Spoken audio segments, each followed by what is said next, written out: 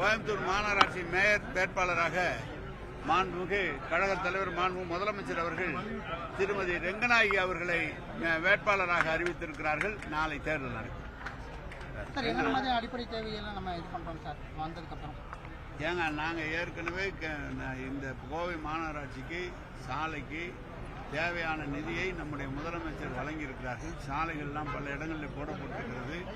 புதிய கூட்டு குடிநீர் திட்டம் பெல்லூர் 3வது திட்டத்தை ஆரம்பித்து வைத்து அனைத்து இடங்களுக்கும் குடித்தண்ணீர் சென்று கொண்டிருக்கிறது.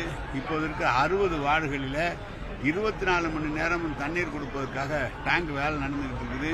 எனவே கோவை மாநகராட்சியில் ஏற்கனவே இந்த மழை வந்தபோது வெள்ளம் வராத அளவிற்கு வந்ததை இப்போது எல்லா பணிகளையும் முடித்து வைத்திருக்கிறோம்.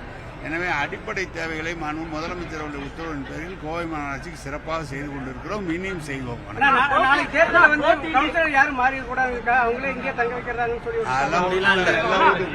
ஏங்க நீங்களே கிளப்பி விடுறீங்க?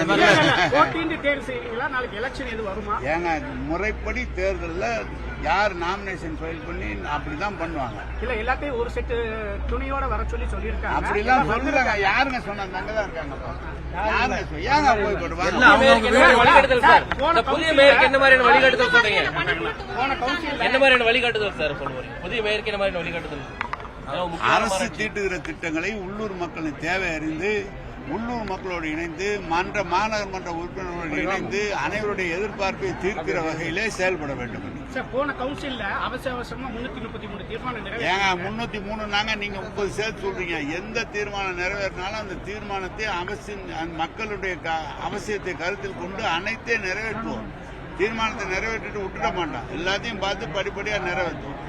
அதிமுக கவுன்சிலர் வந்துட்டு மேயர் கவுன்சிலர் வந்து கொடுத்த ராஜினாமா கடிதத்தை ஏற்க முடியலன்னு தொடர்ந்து ஒரு கருத்தை முன் வச்சுக்கிட்டே அதிமுக கவுன்சிலர் போன மாமன்ற கூட்டத்திலும் இது தொடர்பா என்ன சொன்னாங்க? அவங்க உடல்நிலை சரியில்லைங்கிறது அவங்க டைரக்டா வந்து லெட்டர் எதுவுமே வைக்கல.